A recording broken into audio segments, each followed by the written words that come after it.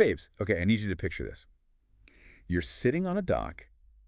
The ocean breeze is gently blowing. Setting a romantic scene, I see. Oh, wait for it. Because the man sitting next to you, the exact same man who was literally just caught in absolute high-definition 4K on movie night, lying through his teeth to your face. Literally caught red-handed. The worst. Yes. So he looks deeply into your eyes and promises you marriage, children, and a white picket fence. Babes, if this ever happens to you, run. Do not walk. Yeah. Run, sprint, call an Uber, charter a private jet. I mean, flee the country entirely, burn your passport, change your name, fake your own demise. Seriously. Start a completely new life under a different identity in some remote village where reality television hasn't even been invented yet.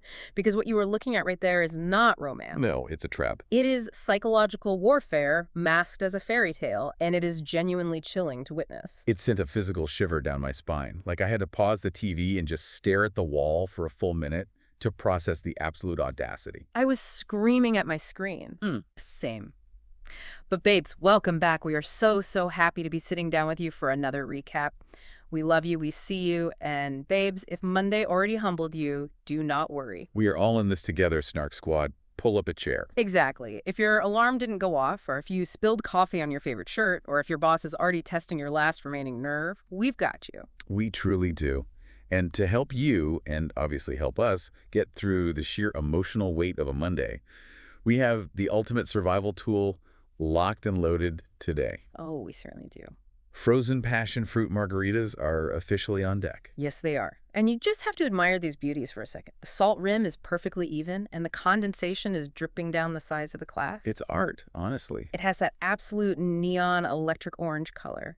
I just took a sip so big I gave myself a level 10 brain freeze. Oh no, the worst kind. The kind where you have to press your thumb into the roof of your mouth and just, like, pray for survival. But honestly, it is absolutely carrying me through the Monday blues. Cheers to surviving the start of another week. There's something profoundly healing about this specific combination, you know? Oh, totally. The bite of the tequila, the tartness of the passion fruit, and the absolute misery of reality television contestants making terrible life choices. It's the perfect pairing. It is the holy trinity of coping mechanisms. Whenever I feel overwhelmed by my own life, I just look at the villa and think, well, at least I didn't try to lock down a relationship by weaponizing a hypothetical cat on national television. Cheers to that. Oh, that hits the spot perfectly. It really is the perfect antidote to a long, grueling day. Absolutely. And speaking of our days, Snark Squad, we have to do our check-in. It is time for the dentist diaries. Time to vent. We need to unpack the highs, the lows, the cavities, and the sheer chaos of the clinic. And I'm going to let you start, mostly because I can already see that smug little smile on your face. I have no idea what you're talking about. Oh, please. I know you are absolutely dying to rub your day in my face. I mean, if the shoe fits, I will absolutely wear it. Babes, as you know, we are both dentists, but we work at different clinics with very different scheduling systems. Unfair scheduling systems, I might add. Hey, today, the schedule gods looked down upon me and bestowed a miracle. I had the entire day off. Ugh, I can't even look at you right now. 0 patients, 0 drills whining in my ear, 0 lectures to adults who swear they floss every day, even though their gums are telling a completely different, very tragic story. I am glaring at you over the rim of my margarita right now. Yeah. The jealousy I am feeling is actively toxic. It was a glorious restorative day. I slept in until 9:30 in the morning. I didn't even set an alarm. I just let the sun naturally wake me up. Must be nice. But I do want to be vulnerable with you for a second because my day wasn't without its extreme hardship. Oh, here we go. Prepare the violins. My biggest challenge of the day, and please, I need you to validate this struggle. When I finally rolled out of bed to make my morning coffee, I realized I was completely out of oat milk. A tragedy. Yeah. Truly. It was. I had to wait a full 20 minutes for my delivery app order to arrive. I had to sit there, completely uncaffeinated, staring out the window like a Victorian widow waiting for a ship to return. It was devastating. Wow. Thoughts and prayers. Truly a modern tragedy of epic proportions. Should we set up a GoFundMe for your delivery fees? Thank you for the emotional support. I appreciate it. But the funniest moment of my luxurious day was sitting on my couch and watching my cat try to catch a fly against the window for a solid 45 minutes. Oh my gosh, cats are so goofy. Pure, unadulterated entertainment. The absolute lack of coordination was staggering. So, to summarize, I am incredibly grateful for the luxury of doing absolutely nothing and for reality TV, which requires zero brain cells to consume. Amen to that. And the one thing I am looking forward to this week, well, we have a very big, very secretive announcement about that in just a minute. We do. But first, I need to hear about your day in the trenches. Oh, the trenches were so deep today, babes. I was in the absolute mud. I worked a full 10-hour shift at the clinic, and it was back-to-back chaos. 10 hours. That is brutal. It was. My biggest challenge was a patient who came in with a botched filling that they got done in some other state like 3 years ago. It was a disaster zone in there. Oh, fixing someone else's bad work is the worst. I had to spend 2 excruciating hours painstakingly fixing it, isolating the tooth, rebuilding the composite, all while they continuously complained that the overhead operating light was too bright. My back is currently screaming at me. The physical toll of dentistry is something people truly do not understand until they're in it. It's so intense. It is not just looking at teeth. It is the contortions, the posture you have to hold to get the perfect angle on a lower second molar without blocking your own light. You look like a human pretzel by 3 p.m. Your spine basically turns into a question mark. Exactly. I feel like I need a chiropractor on retainer. But despite the physical agony, my high of the day, well, my high was actually incredibly sweet. Tell me. I had a little 7-year-old girl come in for her very first real checkup. She was so nervous, but we talked her through it, let her play with the air-water syringe, and she ended up doing amazing. Oh, that's sweet. Right. And at the end of the appointment, she reached into her little backpack and pulled out a drawing she made for me. It was a picture of a tooth with a giant smiley face and a red superhero cape. She looked at me and called me the tooth superhero. Okay, that is aggressively adorable. I will give you that. It totally melted my heart. That was the funniest and cutest moment combined, just seeing her so proud of this drawing. That almost makes the 10 hours of back pain worth it. Almost. So I am extremely grateful for the Snark Squad, for this frozen margarita currently numbing my physical pain. And just like you, I am looking forward to our massive plans this week. But before we get to the massive plans, we have to talk about what we did right before we sat down to record this. Oh my goodness, yes. Because, babes, you know, we had to properly fuel up for this catching up session. We just got back from having the most phenomenal Texas barbecue dinner, and my soul has left my body. It absolutely hit the spot in a way I didn't even know I needed. I feel like I am still vibrating from the sheer amount of flavor. We went all out. We ordered a massive spread. We did not hold back at all. We are talking perfectly smoked brisket with that thick, peppery black bark on the outside and that beautiful pink smoke ring just beneath the surface. The brisket was a religious experience. The fat rendering was flawless. And the ribs. Ribs that were literally falling off the bone before you even picked them up. Mountains of pulled pork. It was a carnivore's absolute dream. It just dissolved on the tongue. Yeah. But we need to spiral for a second about the sides. Oh boy, here we go. Because we got into a very heated, almost friendship-ending debate at the table, and we need the Snark Squad to weigh in and settle this. Because I know I am right. Yeah, you were so wrong. We need to know, what is the absolute best bite on a barbecue plate? And which barbecue side is criminally underrated and deserves significantly more respect? Okay, let's unpack this right now because I will die on this hill. I am going on the record. Let's hear it. The ultimate, absolute best bite on a barbecue plate is a forkful of pulled pork, heavily drenched in a tangy, vinegar-based Carolina-style sauce, followed immediately by a massive bite of cold, crisp coleslaw. I'm already shaking my head. And that brings me to my controversial stand. Yeah. Coleslaw is the most underrated side in the history of barbecue. It is essential. Essential. Yes. You have all this rich, heavy, fatty meat. You need the acidic, crunchy coleslaw to cut through the richness. It provides texture. It provides balance. Without coleslaw, palate fatigue sets in after 3 bites. I completely and fundamentally disagree with literally everything you just said. Coleslaw is not a side dish. Yes, it is. Coleslaw is a garnish masquerading as a side dish. It is confetti made of cabbage. The criminally underrated side, the side that is consistently disrespected by being treated as a gloopy afterthought from a can, is baked beans. Baked beans are so heavy. Listen to me.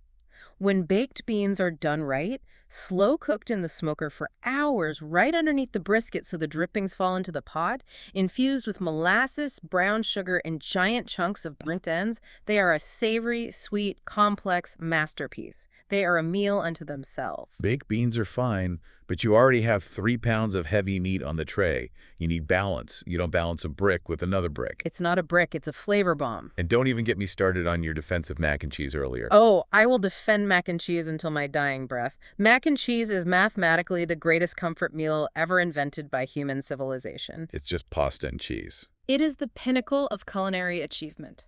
Pasta, cheese, butter, baked in a cast iron skillet until it has that golden, crunchy crust on top. It shouldn't even be relegated to the side menu. It should be a co-star. It deserves equal billing with the ribs. But is barbecue, holistically speaking, the greatest comfort meal ever invented? I pushed back on you at the restaurant, and I am pushing back on you now. It absolutely is. Because barbecue is not comforting. Barbecue is an event. It's aggressive. It's a massive commitment. When I think of comfort food, I think of a warm bowl of tomato soup and a grilled cheese on a rainy Tuesday. That is comforting. That's a child's lunch. Barbecue requires a nap afterward. It's almost too intense to be pure comfort. It's like going 10 rounds in a boxing ring with a pig. The need for a nap is exactly the biological mechanism that makes it the greatest comfort meal. What do you mean? It physically forces your body to relax. It triggers a parasympathetic nervous system response. You succumb to the meat sweats. It is a biological shutdown of all your daily stress. Okay, the meat sweats are real. Right. You cannot physically be worried about your toxic ex, your overflowing email inbox, or your clinic schedule when your body's devoting 100% of its energy to digesting 3 pounds of smoked meat. It is a hard reset button for the soul. You know what? I can't argue with the science of the meat sweat reset. Yeah. You might actually be right about that. Thank you. But babes, we have to pause the food spiral for a second. We need to bring the energy down and get serious. Yes, we do. Because we have a very important announcement to drop on you, and we wanted you to be the first to know. We do. Snark Squad, you are our besties. You are our ride or dies. You sit with us every week to unpack the absolute messiest behavior on television, and we owe you the truth. The absolute truth. For the next 10 days, we are going to be completely offline. It feels crazy even saying it out loud. 10 whole days. No microphones, no ring lights, no frantically texting each other at 1 a.m., analyzing reality TV delusions. We are going completely off the grid. A total blackout. We promise we will try to post a little photo or update whenever possible, but honestly, babes, we genuinely might not be able to. The wifey situation where we are going is, well, questionable at best. It's more of a rumor than a reality. It's so true. We have to keep the exact reason for this trip an absolute secret for now. But we promise you from the bottom of our hearts, this is truly a once-in-a-lifetime experience. It is massive. It is the kind of thing you just cannot say no to. It is so exciting. And it's taking every ounce of willpower I have not to just blab about it right now and ruin the surprise. Keep it together. I am trying.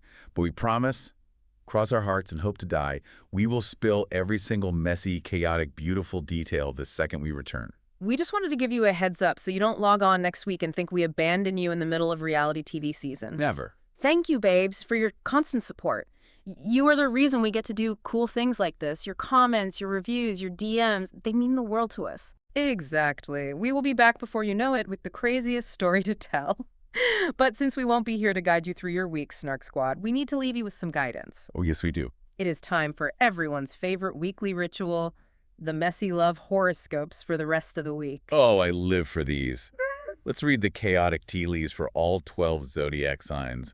Let's do this rapid fire, no holding back. I'll start. Do it. Aries. Babes, this week, your ruling planet Mars is making you act an absolute fool. Oh, so impulsive. Yes, you're feeling so impulsive and you're going to get a you-up text at 1:43 a.m. from that toxic ex you swore to us you blocked 3 months ago. Do not reply. Put the phone in the freezer. Exactly. Do not even look at the notification. Go to sleep. Okay, Taurus. You are known for being stubborn, and right now you are stubbornly ignoring a literal forest of glaring red flags. A whole forest. The person you are talking to takes 4 business days to text you back, follows 300 Instagram models, and unironically uses the word females in casual conversation. Oh, gross. Immediate ick. Delete Hinge immediately. You are in danger. Close the app. Gemini. The twins are chaotic this week. You are radiating absolute, undeniable main character energy. They always are. You look good, you smell good, and you are going to accidentally flirt with your barista, your mail carrier, and your Uber driver all in the exact same afternoon. Dangerous. Harness this power responsibly, babes, or you will end up double booking 3 accidental dates on Friday night and having to fake a stomach bug. Cancer. Sweet, emotional, deeply empathetic Cancer. You are projecting an entire fantasy novel onto a crush who is giving you the absolute bare minimum. So true. If they only heart your Instagram stories but never actually initiate a text conversation to ask how your day was, that is not a cosmic connection. That is a ghost haunting your notifications. Block them and protect your peace. Leo. Ew. Oh, Leo, your hair is looking fantastic, the lighting is hitting you perfectly, and your confidence is through the roof. Standard Leo. But you need to stop treating dates like auditions for the role of your supporting cast. Let someone else shine for 5 minutes. Stop talking about yourself. They need to hear that. Expect an unexpected text from someone in your past who finally realized your worth, but make them sweat for a response. They need to earn your time. Virgo. Your standards are currently so high, they have left the Earth's atmosphere and are orbiting Mars. They really are. You literally swiped left on someone yesterday because their prompt said they like adventures and you thought it was cliché. Fair enough, but babes, perfection is an illusion. Lower the drawbridge just 1 single inch, you might find a massive green flag hidden behind a slight typo. Libra. You love love. You are obsessed with the aesthetic of romance, and right now you are dangerously close to falling in love with the idea of a relationship rather than the actual flawed human being sitting in front of you at dinner. Oh, that's a tough pill to swallow. Stop planning the rustic barn wedding Pinterest board when you haven't even survived a 3rd date yet. Pull it together. Scorpio, you are doing that thing again. You are psychoanalyzing a completely innocuous 3-word text message to find the hidden betrayal. They always think someone is plotting against them. Stop being the hard-boiled detective of your own romance. Take a breath. Unclench your jaw. If they say, sounds good, see you at 8, it literally just means it sounds good and they will see you at 8. Not everyone is secretly plotting your downfall. Sagittarius. You are craving deep freedom, but you are also desperately craving cuddles. You are confusing everyone around you, including yourself. So chaotic. You are going to impulsively invite a brand new Hinge match on a weekend road trip across state lines. This is objectively a terrible idea. Please don't do that. The true crime shows warn against this. But you're going to do it anyway for the plot. Capricorn, Yeah. You are treating your dating life like a high-stakes corporate merger. Romance is not a spreadsheet. You cannot optimize a first kiss. Let loose, Capricorns. You need to let loose. A massive green flag is coming your way this week in the form of someone who completely and utterly throws off your perfectly scheduled routine. Let them disrupt you. It will be worth it. Aquarius. You are detached, aloof, and currently avoiding a very serious, very necessary emotional conversation by just sending them TikTok memes. Memes are not love languages. The memes are funny, yes, but they are not emotional communication. Face the music. The long, vulnerable text you are dreading sending is the exact one you need to send to clear the air. Press send. And finally, Pisces. You are swimming in an ocean of delusion this week, babes. You look at a walking red flag and you think, I can fix them. No, you can't. You cannot fix them. You do not have a contractor's license for the human soul. You are not a rehabilitation center for emotionally unavailable people who refuse to go to therapy. Step away from the project and focus on yourself. Wow. We just read the Snark Squad to absolute filth, but it was incredibly necessary. We do it out of love. You need to hear it. Tough love. But babes, enough about our own mysterious upcoming adventures and zodiac warnings. We need to lock in. Let's head straight into the villa, because these islanders have somehow managed to create even more chaos than we have. It's hard to believe, but true. We are catching up on episode 30, and the delusion, the frantic damage control, and the covert missions are operating at unprecedented levels. Completely unprecedented, and there is so much delusion to unpack. Let's start with the immediate fallout of the compatibility vote. The villa is reeling because Corbin and Parmita have officially been dumped. Right, which we kind of expected. That was expected. But the real story, the psychological phenomenon we need to study, is the absolute unhinged meltdown happening with Zach and Kayda because they landed in the bottom 3 couples. Kayda is spiraling. Yeah. Spiraling hard. She is in tears. She is wrapped in a blanket. Heavy paranoia is setting in. She is literally sobbing to anyone who will listen that America hates me. So dramatic. And Listen, I'm an optimistic person. I try to give these islanders the benefit of the doubt. Finding out the public doesn't like you or doesn't believe in your relationship has to be a jarring emotional blow. You are in a bubble, and suddenly the outside world pokes a hole in it. Sure, it's a shock. But the way she handled it. It was pure, distilled hater energy. Instead of looking inward, instead of sitting down with Zach and asking the hard questions about why the public might be questioning their connection, she immediately deflects. Exactly. She builds a fortress of denial and directs all this bitter, toxic jealousy outward. And she doesn't just aim it at random people. She aims it right at Tiara and Casey, and even worse, at her own close friend in the villa, Anaya, and her partner, Carl. That was the part that made me gasp. She is sitting there, red-eyed, complaining to the group that it makes absolutely no sense for Tiara and Casey or Anaya and Carl to be voted safe over her and Zach because they are newer couples. It's absurd logic. She literally yells, "We've been together since day 3." As if longevity automatically equals a healthy, functional relationship. Babes, if you are sitting in a burning house for 3 weeks, you are still in a burning house. It doesn't magically turn into a mansion just because you refuse to evacuate. That is the perfect way to put it. It's the ultimate sunk cost fallacy. Time served does not equal compatibility.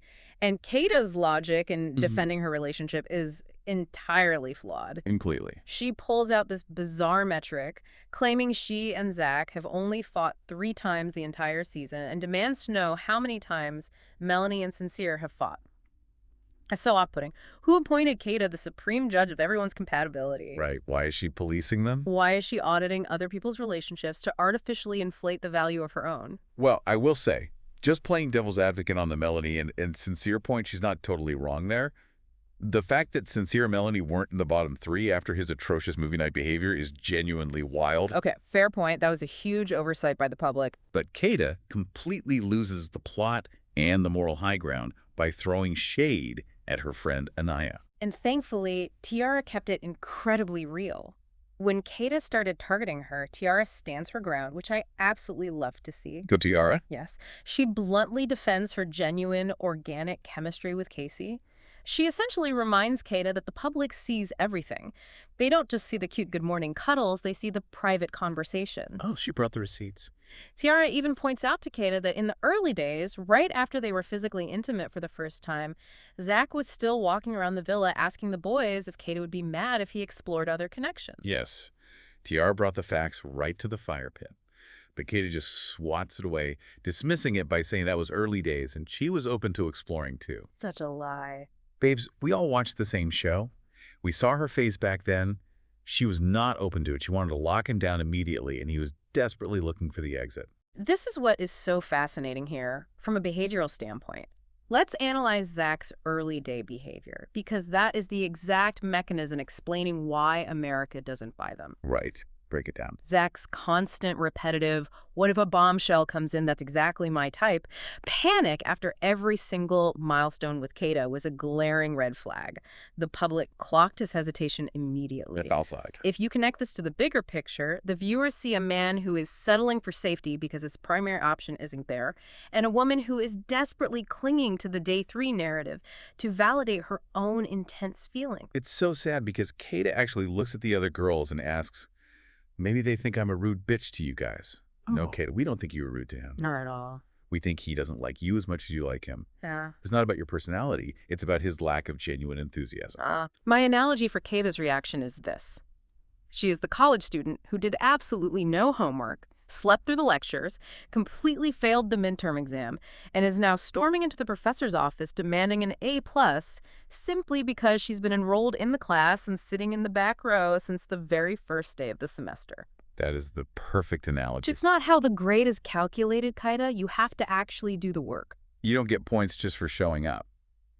And while Kayda is in the professor's office complaining about her grades, Zach is frantically in the hallway trying to forge a brand new report card. A total scramble. Sensing that their public image is sinking fast, Zach completely scrambles to do damage control. He pulls Sincere for advice, which, by the way, asking Sincere for relationship advice is like asking a shark for swimming lessons. Literally. It's just going to end with you getting eaten. And then he decides to pull Kayda for a chat. Yes. The performative pivot. The exclusive scam.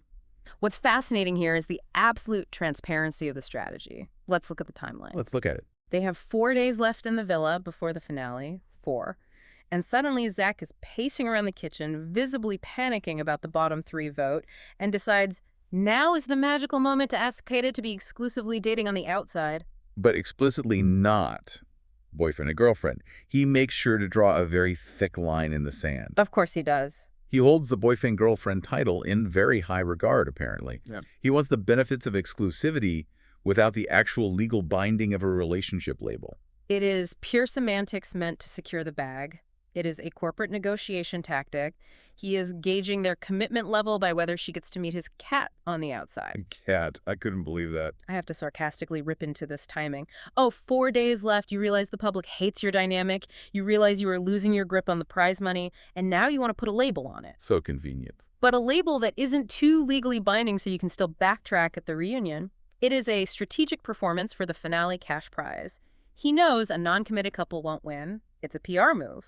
Okay, I have to push back just slightly here, because I am trying to see the human side of this. Could Zach actually just be terrified of the pressure of labels? I don't buy it. He mentioned earlier in the season that he hasn't called anyone his girlfriend in 3 years. He has commitment issues. Maybe the high-pressure villa environment makes him feel trapped, and offering exclusive dating is genuinely a massive, terrifying step for him. Is it possible he really is just a slow burner who is freaked out by the public vote, making him realize he needs to step up? Let's dismantle that theory right now. A slow burner who waits until the final 96 hours of a television show to offer a watered-down, half-measure commitment. No. Well, you put it like that. If he were genuinely scared of labels, he wouldn't be using a lesser label as a band-aid for low poll numbers. He is playing chess. He measured the success of their relationship by cat access. The cat access is so weird. He is producing himself. He sees the camera, he calculates the odds, he understands the win conditions of the show, and he makes a calculated move to keep them in the villa just long enough to see if they can scrape into the finale. Ugh, you're right. As much as I want to believe he's just a misunderstood, cautious guy, the timing is literally impossible to ignore. The causality is too obvious. Bottom 3 vote equals sudden exclusivity pitch. It is 100% a strategic move. It's so transparent. And Kayda is just beaming, giggling, saying it's the best night she's had in the whole villa. It breaks my heart a little because she is fully buying the performance. She is buying a ticket to a movie that isn't even playing. It's a classic reality TV maneuver. But you know what wasn't strategic and was actually a joy to watch? Please give me some joy. The Covert Girls Challenge. We need a palate cleanser. Let's take a break from the emotional heavy lifting and the strategic manipulation and talk about Charlie's Angels in Fiji. I loved this so much. I was grinning the entire time. The girls get a secret text for covert missions. They have to fly completely under the radar and complete bizarre tasks without the boys catching on that they're doing a challenge. The premise is great. And Dave's, the solidarity here. They immediately huddled up in the dressing room, created a secret hand signal to let each other know when a mission was accomplished, and went to work. It was the palate cleanser this recap desperately needed. It was highly entertaining, but it also serves a crucial psychological function in these environments. Oh, analyzing the producers now. Always. The producers insert these covert challenges as a pressure release valve. The villa is a pressure cooker of romantic tension, jealousy, and public scrutiny. By giving the girls a secret cooperative mission, it breaks the tension, reestablishes group solidarity, and allows them to blow off steam through harmless deception. That makes total sense. Trinity was flawless in her execution. Her mission was to get the boys to say the words French fries.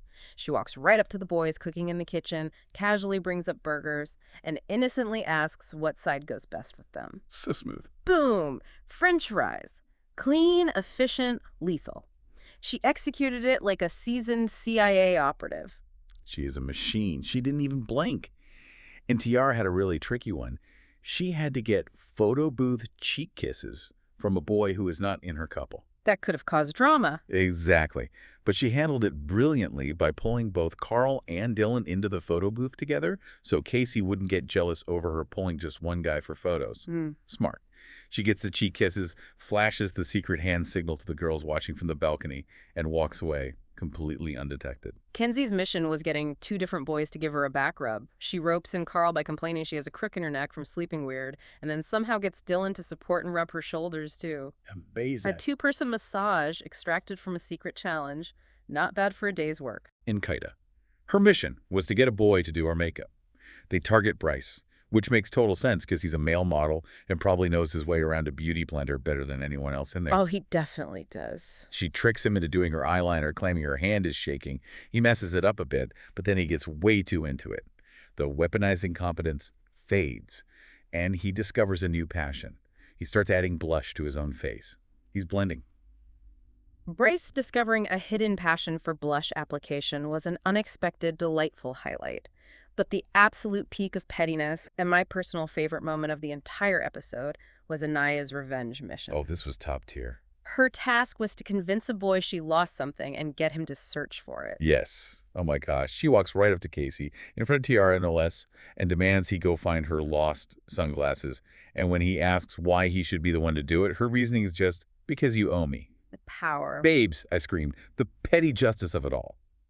After the way he moved in Casa Amor, he absolutely does owe her, and Casey just takes it. He had no choice. He marches off and actually finds them hidden in soul ties.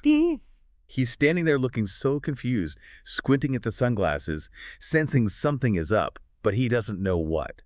It was brilliant. Anaya extracting a tiny bit of physical labor out of Casey as penance for his past behavior is the exact kind of low-stakes drama I appreciate. It was a micro reparation. Yeah. And then the grand finale of the challenge, the girls have to convince all the boys to jump in the pool fully clothed. And they pulled it off. They decide to use their collective power and do it together. I love the girls' solidarity here. They are hyping each other up. They surround the boys, give them a few strategic kisses to seal the deal. And even Casey, who is super reluctant because of his hair, caves to the peer pressure. Kyle jumped right in. Splashing around, and then the girls stand at the edge and reveal they played them all day. The boys' faces were priceless. It was fun, it was light, and it showed how close the girls have gotten. It was a beautiful, brief moment of joy before we plunged right back into the absolute darkness of the villa. Oh, back to the darkness. Because we have to talk about Melanie, Sincere, and the most diabolical, terrifying display of love bombing I have ever witnessed on television. This was the moment that legitimately scared me, babes. Yeah. Let's set the context so you understand exactly why this is so manipulative. Sincere's atrocious, deceitful behavior was just exposed in 4K during movie night. Everyone saw it. Everyone saw him lying to Melanie's face. Everyone saw him moving mad in Casa. Melanie was devastated, crying, and admitted she was deeply afraid what their future looks like outside the villa if you can lie that easily. Right. Sincere is cornered, the walls are closing in, he knows his public image is destroyed, and he knows Melanie is wavering on the edge of dumping him. So what does he do to save himself? Oh, I hate this part. He doesn't apologize and promise to do the slow work of rebuilding trust, no. He goes into hyperdrive, weaponized love bombing. He sits Melanie down on the dock, looks at her, and delivers a speech that escalates from 0 to 100 in 3 seconds flat. He tells her he sees her as his future fiancée, his wife, and the mother of his kids. Babes, I threw a throw pillow at my television. It was absurd. They have known each other for weeks. He just got caught cheating and lying on national television, and his response is to skip over the apology and propose a lifetime of legal and biological commitment. I was screaming. This is exactly why we need to break down the mechanics of what he is doing. This isn't romance. This is a corporate golden handcuffs retention strategy. Ooh, explain that.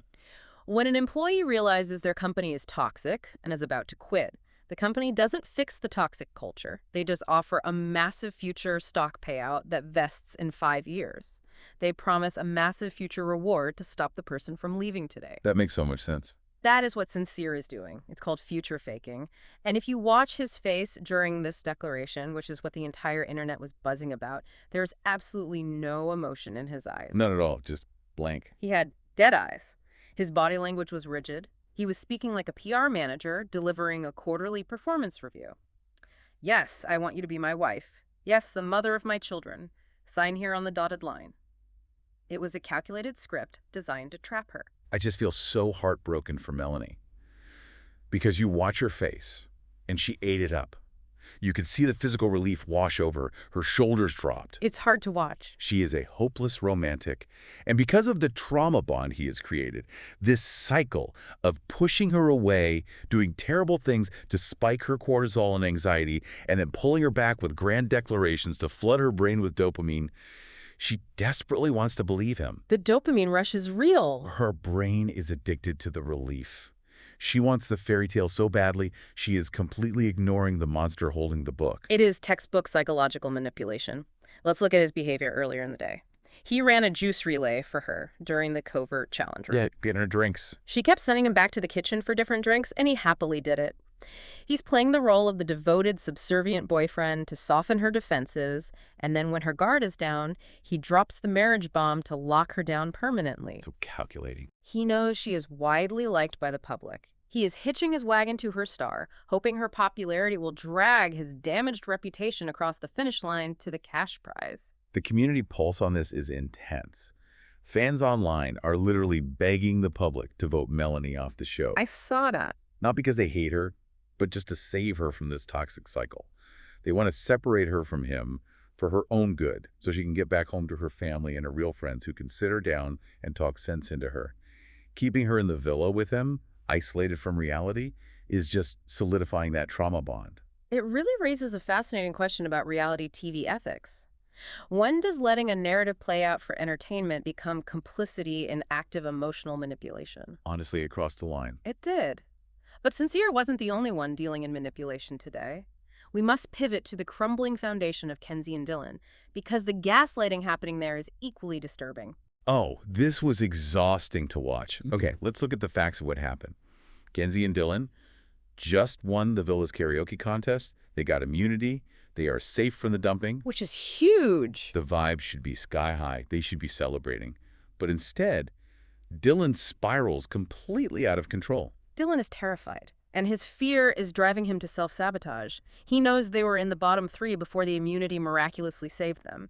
He is terrified of the public vote. He knows the audience doesn't buy them. Right, and instead of communicating his insecurities with Kenzie like an adult, he goes on a covert mission of his own to sabotage the relationship while keeping his own hands completely clean. He wants out, but he wants her to pull the trigger. So he starts complaining to Carl and Zach. He starts listing Kenzie's pattern to the boys. He says she went from Sean to Caleb to Corbin to Gal and then to him. He's painting this picture of her as this serial player who just bounces from man to man. Completely ignoring the fact that exploring connections is the literal premise of the show. And Carl, our Villa's resident therapist, just looks at him and drops a heavy proverb. He says, "It's easier to move a mountain than change a person." That proverb landed on Dylan like a ton of bricks. Carl basically diagnosed Dylan with wearing rose-colored glasses and told him he's fighting a losing battle. Yep. So Dylan, fueled by this validation from the boys, finally confronts Kenzie, but the way he does it is a masterclass in gaslighting. He brings up the fact that she kissed Gal a week ago, which, fine, is a fair point of insecurity to discuss. Okay, sure. But then he completely undercuts his own valid feelings by inventing a fake memory to make her look worse. This was wild. He looks her dead in the eye with total conviction and claims that she told Caleb she wanted to take him to the lake to meet her parents. He just fabricated a major relationship milestone out of thin air. And Kenzie flat out denies it. She says, "I never said that to Caleb." And if we check the tape, which the internet sleuths immediately did, she never said that to Caleb. She said she could picture their lives meshing outside the villa in a vague sense, but she never mentioned taking him home to her parents. Dylan literally constructed a false memory in his own brain, convinced himself it was real, and used it as ammunition to justify his distrust of her. That is terrifying. This is how gaslighting creates cognitive dissonance in the victim. They start questioning their own reality. And when she defends herself, when she firmly says she never said that, what does he do? He fake cries. Ugh, the tears. He literally squeezes his eyes shut and forces out tears to instantly make himself the victim. He says, "This is hard for me. I'm not good at talking about negative feelings." He flips the script. It's so gross. He makes her the aggressor for simply defending herself against a completely false accusation. It weaponizes male tears to force her into a caretaking role instead of holding him accountable. It is deeply, deeply manipulative. He is manufacturing an excuse to dump her. He knows the public doesn't like them as a couple. He knows Family Week is approaching rapidly. He knows his mom is going to grill her, and he wants out. Yes, his mom is going to hate her based on what he said. But his ego cannot handle looking like the bad guy who abandoned the girl who chose him. So he is actively driving her crazy, picking fights over fabricated memories, hoping she will reach her breaking point and pull the plug first so he can play the heartbroken victim. Kenzie is just exhausted. You can see the physical toll it's taking on her posture. She's slumped over. She looks so defeated. She defensively tells him that she wouldn't be sitting here with him if she didn't like him, and she finally sets a hard boundary. She tells him point blank that it won't work without trust. Good for her. If he isn't going to believe a word she says, if he's going to invent things to be mad about, there's absolutely no foundation to build on. I actually respected her so much for that. She stood her ground and didn't back down just because he was crying. Both Dylan and Sincere used very different tactics to control their partners today. Sincere used future faking and love bombing to secure compliance, while Dylan used gaslighting, fake memories, and victim playing to secure an exit strategy. It's wild to see side by side. It is a grim, fascinating study in reality TV, psychology, and toxic male behavior. It really is. Okay, Snark Squad, if we look at the absolute wreckage of these relationships, who is actually surviving, we need to evaluate the field. We are moving into segment 1, our couple power rankings. That's it. We are ranking the top surviving couples based strictly on 4 criteria: chemistry, trust, entertainment, and long-term potential. Let's stack them up. Give me our number 1. Number 1, surprisingly, defying all statistical odds, is Tiara and Casey. I cannot believe I'm saying this out loud, but the Casa Amor underdogs are thriving. Right. They have had the biggest, most organic redemption arc of the season. Totally organic. Casey is totally locked in. He literally said out loud to the boys that he only wants to talk to Tiara for the rest of his time in the villa. The chemistry is undeniably high. They're constantly laughing together. You know that feeling when you just share a wavelength with someone? Yeah, you can't fake that. Like when he laughed with her after the photo booth challenge instead of getting angry. Yeah. The trust seems to be building rapidly because he's actually communicating. Even their biggest haters in the villa, namely Kayda, are forced to begrudgingly admit they have a connection. When the people who actively want you to fail acknowledge your compatibility, you are doing something right. That's so true. They have long-term potential because they are actually focused on each other's personalities, not just performing for the cameras or surviving a vote. Exactly. Coming in at number 2, we have Trinity and Bryce. They are safe, they are stable, they're completely out of the drama. Under the radar. We don't see a ton of dramatic screen time from them because they are actually functioning normally, which makes terrible television, but a great relationship. Their chemistry was on full display during the makeup challenge. Bryce letting Trinity and Kayda put blush and eyeliner on him and genuinely getting into the technique of blending it to find his cheekbones. He was so into it. That shows a level of comfort, lack of toxic masculinity, and fun in the relationship. They trust each other, and there is definitely long-term potential. Entertainment value is a bit low, but only because they aren't screaming at each other. I will take non-toxic boredom any day. Yeah. Number 3 is Anaya and Carl. They are so cute and wholesome. Carl teaching her Mandarin morning greetings in bed. Adorable. So cute. He is the softest, most emotionally intelligent man in the villa. He is. They have high trust and decent chemistry, but I do question the long-term potential outside the villa bubble. Oh, really? They feel very sweet, but perhaps a bit surface level compared to the top 2. Yeah. Still, a solid couple that deserves to be in the finale. But now we descend into the murky, polluted waters of the bottom tier. Melanie and Sincere, Zach and Kayda, Kenzie and Dylan. How do we rank this disaster class? Oh, this is a tough debate. Yeah. I think Kenzie and Dylan have to be at the very bottom of the barrel. They are actively, loudly imploding. There is zero trust. The entertainment value is just stressful and anxiety-inducing at this point, and the long-term potential is -1,000,000. They aren't going to make it to the airport together. They might not make it to breakfast tomorrow. I agree. Kenzie and Dylan are a sinking ship, but I argue Melanie and Sincere are the absolute bottom. Worse than Dylan and Kenzie. The toxicity level between them is radioactive. Dylan is a frantic gaslighter, yes, but Sincere is running a cold, calculated psychological masterclass in manipulation that is actively harmful to watch. The lack of genuine trust is profound, even if Melanie is entirely blind to it right now. It's a dangerous dynamic. Okay, fair point. Sincere's manipulation is darker because it's so quiet and controlled. So Melanie and Sincere at the absolute bottom, Kenzie and Dylan just above them because they are at least acknowledging the fracture and fighting about it out loud. Right. That leaves Zach and Kayda in the middle of the bottom tier. Zach and Kayda are purely performative and deeply delusional. High entertainment value because Kayda's paranoid spirals are reality TV gold, but zero long-term potential. The cat thing again. Zach measuring their relationship success by cat access is hilarious, but it's a smokescreen for his lack of commitment. So, to recap the definitive ranking from top to bottom, TR and Casey, Trinity and Bryce, Anaya and Carl, Zach and Kayda, Kenzie and Dylan, and the toxic abyss of Melanie and Sincere. The Snark Squad is going to have fierce thoughts on that ranking, I already know. Drop into our DMs and argue with us. Yeah. But speaking of people completely detached from reality, we need to call out the Islanders living in a total fantasy land. Let's move to segment 2, the delusion detector. Fired up. Subject 1, Melanie. The delusion is staggering. She is willfully, aggressively ignoring reality to protect her fantasy. See, I want to argue on her behalf. I think she is just a hopeless romantic who is blinded by love. She sees the good in him, she remembers the sweet moments, and she's clinging to the fun they had before Casa Amor. I don't buy it. She wants the fairy tale, and when he mentions a white picket fence, she falls into the fantasy because the alternative, admitting that she wasted weeks of her time and gave her heart to a liar, is simply too painful to accept. It's a defense mechanism. I completely reject the hopeless romantic defense. Being a romantic does not mean abandoning all logic. She sat in front of a movie screen and watched the footage. She saw him moving mad. She saw the evidence with her own 2 eyes. But she loves him. To hear a man say, "Mother of my children," 24 hours after being exposed as a serial liar, and to smile and accept it without a shred of skepticism, that is willful ignorance. She is choosing the delusion because it's easier than packing her bags and facing the embarrassment of being wrong about him. It's a heavy, sad delusion, for sure. Subject 2, Kayda. Her delusion is that the length of time coupled up automatically equals compatibility. This is a very common, highly destructive reality TV delusion. We've been here since day 3, therefore our bond is the strongest. So annoying. She is completely ignoring Zach's blatant, repeated, verbalized hesitation.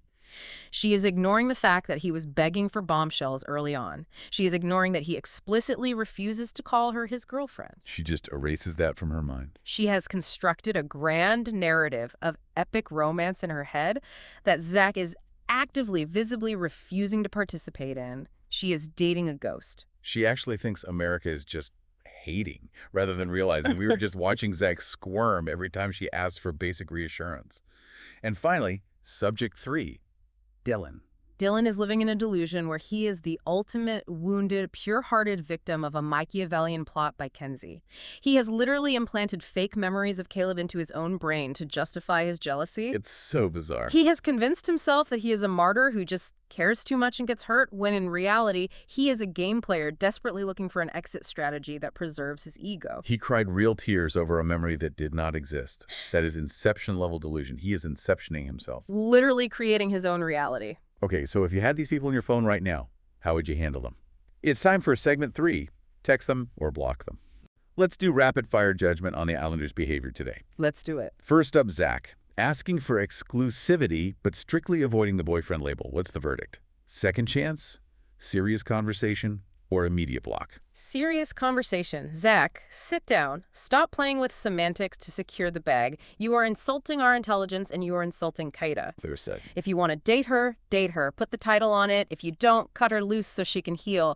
The middle ground, exclusive but not official nonsense 4 days before the finale, is cowardly. Pick a lane. Completely agree. Serious conversation. Next. Sincere. The doc speech. The fiancé, wife, kids, monologue with the dead eyes. Immediate block. Do not pass go. Do not collect $200. Delete his number. Block him on Instagram. Block him on LinkedIn. Block his mother. The psychological warfare of running a juice relay for a girl to make her feel pampered and then emotionally trapping her with a fake proposal just to survive a public vote. It is sociopathic behavior. Yeah. Block him on every conceivable platform. Immediate block. Absolutely. Next. Kenzie. Her absolute exhaustion with Dylan's constant accusations and her finally setting a firm boundary about trust. Second chance. I am actually surprising myself here, but Kenzie handled that confrontation incredibly well. Right. I thought so too. She didn't scream, she didn't throw things, she calmly stated that she never said those things to Caleb, and she correctly identified that the relationship cannot function without baseline trust. She acted like an adult dealing with a toddler. I give her a second chance, too. Yeah. I actually feel like Kenzie genuinely likes Dylan, and she is just tired of continuously paying the price for exploring her options on a dating show 2 weeks ago. It's literally the point of the show. She is being punished repeatedly by him for playing the game the exact way it's meant to be played. Give the girl a break. Finally, Dylan. Fake crying and gaslighting Kenzie over fake memories. Immediate block. Call security. Get him a one-way ticket out of Fiji on a cargo plane. A cargo plane. The weaponized tears, the fake history, the complaining to the boys behind her back to build a coalition against her. It's manipulative, toxic, deeply insecure behavior. Block. Immediate block. Take away his white denim pants, confiscate his microphone, and send him to the airport. All right, babes, looking into the future, it is time to consult the Villa Crystal Ball for segment 4. Let's read the tea leaves. Let's predict the rest of the season. Give me your biggest green flag of the episode. Biggest green flag is easily Carl. Not only did he support Anaya's grandma pajamas by telling her she looked great and comfortable, but he is the villa's resident proverb-dropping therapist. He is. Looking Dylan in the eye and telling him it's easier to move a mountain than change a person was incredibly profound and insightful. He listens, he supports his friends, and he stays entirely out of the toxic drama. He is a gem. I love Carl so much. My biggest red flag is, without a shadow of a doubt, Sincere escalating from zero to mother of my children in 24 hours. It is the reddest flag waving in hurricane force winds. It is a siren blaring. Okay, what is your biggest prediction for the rest of the season? My biggest prediction is that Family Week is going to be an absolute, unmitigated bloodbath. Oh, I hope so. Think about it. Dylan has been begging to talk to his mom because she's always right. His mom is going to march into that villa and absolutely tear Kenzie apart based on the false narrative Dylan has been spinning in the confessional booth. Oh no, poor Kenzie. And Melanie's sister. She already hates Sincere based on her social media posts. She's going to fly to Fiji with a tactical rescue harness and try to physically drag Melanie out of that villa by her ankles. Oh my gosh. Family Week is going to be cinematic gold. I cannot wait for the family interventions. Okay, give me one chaotic theory that somehow feels entirely possible. My chaotic theory is that Dylan is going to dump Kenzie right before the finale. He is going to orchestrate a massive, blown out of proportion fight, end the relationship, and try to secure a solo, heartbroken, betrayed, nice guy sympathy edit to win the money on his own. He is setting the stage for a solo victory lap because he knows they can't win together. That is so dark. But knowing his behavior, I can completely see him doing it. It's his playbook. My chaotic theory is that Zach and Kayda will break up before they even make it to the airport. Once the cameras are off, the finale is over, and Zach realizes he didn't win the money, he's going to use the distance as an excuse, refuse to let her meet the cat, and they will split in the terminal at LAX while waiting for their bags. Pat will remain a complete enigma. I love that theory. It is incredibly plausible. Well, Snark Squad, that is all the delusion, manipulation, and covert missions we can possibly unpack for one day. Thank you so much for sitting down with us, having a margarita, and sticking with us through all the messy opinions and reality TV spirals. We appreciate every single one of you more than you know. We truly do. You make watching this chaos so much fun. And please remember our big announcement from earlier. Our 10-day hiatus starts right now.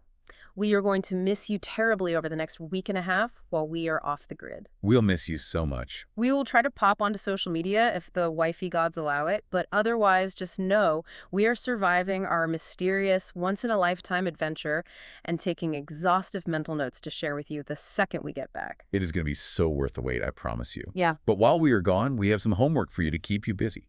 Jump into our DMs or the comments and tell us, which toxic couple do you actually think is scamming their way all the way into the finale? I want to hear these answers. And more importantly, what do you think our mysterious adventure is?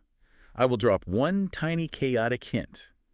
It involves a passport, very questionable sleeping arrangements, and an absolutely obscene amount of sunscreen. A truly ridiculous SPF 100 amount of sunscreen. Be safe out there, babes. Remind your friends not to accept spontaneous proposals from men who just failed movie night. Yes. Protect your peace and protect your friends. And please remind the squad to subscribe, leave a 5-star review, and send the link to this recap to their messiest bestie. Stay flirty, stay chaotic, and we'll see you on the snark side.